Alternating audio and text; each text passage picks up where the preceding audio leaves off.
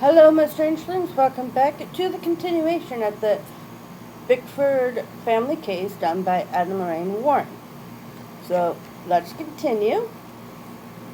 As the first week of April wore on, sleep was impossible. Fed up, Pete decided to move his family out of the house until some solution could be found.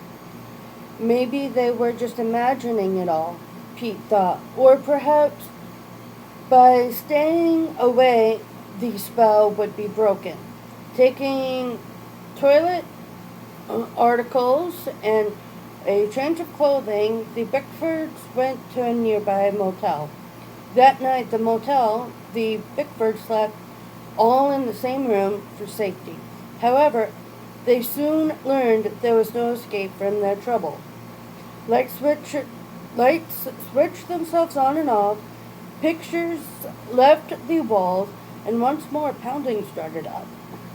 The next morning, when the Beckfords came back to their room after breakfast, everything was topsy-turvy. Furniture was tipped over, drawers were pulled out, sheets and clothes, mattresses, and box springs were strewn around the room. As they sat about straightening up, the manager appeared to say that the other guests had complained about the Beckford children banging on the walls all night, and the maid had pointed out the ridiculous vandalism to the room. Pete Beckford took the blame for everything, apologized, and assured the manager it wouldn't happen again, but that night it did. The next day, the Beckfords had no choice but to return home. Saturday, April 6th, when Pete opened the front door, the mixture of the smells was unbelievable. Rugs and beds were saturated with spilled food, cleaning fluids, liquor, shoe polish, cologne, and perfume. Towels were stuffed in the toilets. Furniture in every room was knocked over, some of it broken. Across the walls were scribbled truly demented blasphemies in blood-red ink and obscene accusations against God and Christ. It took the Beckfords the rest of the day to clean the walls and put the house back in order.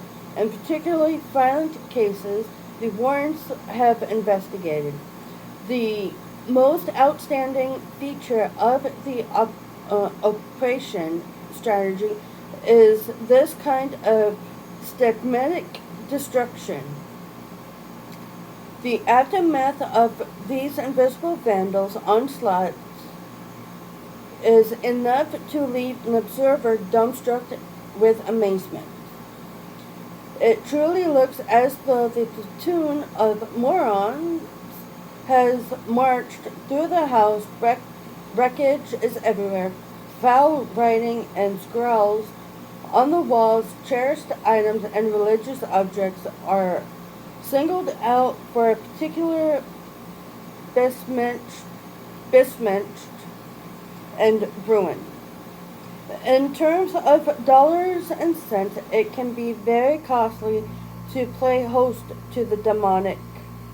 Yet, why the destruction?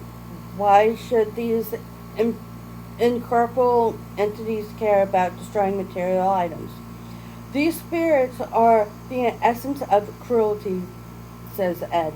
If you've spent half your life trying to assemble a nice home for your family, then it's very distressing to stand by and watch 5,000 worth of furniture get trashed in 5 minutes. Usually many spirits will be responsible for a rampage, and they'll ruin whatever is worthwhile to you.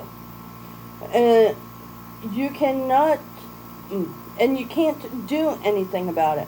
If you try, you'll either be held back and incapable by the invisible force, or else you're liable to get hit over the head with something.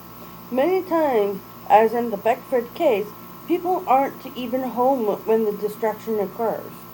They'll just walk in and find everything they own wrecked, destroyed, or broken. It's so inconceivable that the non-physical being could cause such damage that people's first response is to pick up a phone and call the police, believing their home was ransacked by burglars. Nonetheless, the net effect of destruction is physical, psychological. The spirit is attempting to penetrate the individual's will. Don't forget, Ed goes on, the external phenomena is used as a diversion. While breaking furniture, the spirit devotes just as much energy to breaking a person down internally. To keep your emotions under control during oppression, you'd have to have the patience of a saint. Whether the disturbance leaves you scared, depressed, angered, or whatever, you can't help but become upset emotionally. It's nothing to be ashamed of. It's called being human. Although it's quite alright to be emotional as a result of the situation. It's something else again to fully lose control because ultimately that's what the demonic is trying to make you do. On April 7th, Palm Sunday, Pete's brother Terry was bringing his family over for dinner. Unlike Pete, Terry was a professional man, yet both brothers were hard-working men who had helped each other all through their lives. Perhaps now Sharon thought they might be able to solve the problem together. She and Pete explained to Terry the terrible ordeal they had been through. However, no unusual activity occurred that Sunday. As the Beckford clan sat down to dinner, Terry Beckford's only response was to say there had to be a rational explanation for the whole thing. After dinner, both families adjourned to the recreation room. Terry had bought slides of his family's recent vacation, including shots of Holy Land, a roadside tourist attraction. When the slide depicted crosses and statues and shrines came up, Vicky leaped to her feet and pointed. Incredible water was flowing out of the wall in the basement.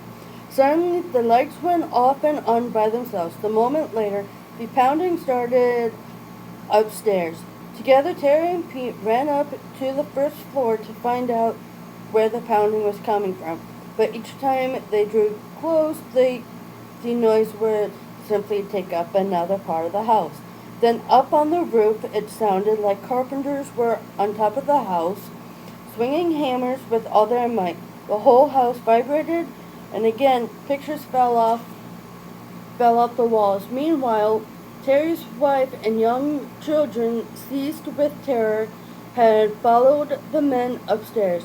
Pete insisted that Terry get his family out of the house. Terry hated to leave his brother in such an appalling situation, but that night he had no choice. There was nothing natural about this. Terry finally admitted at the front door, "You better go find another priest who will listen to you."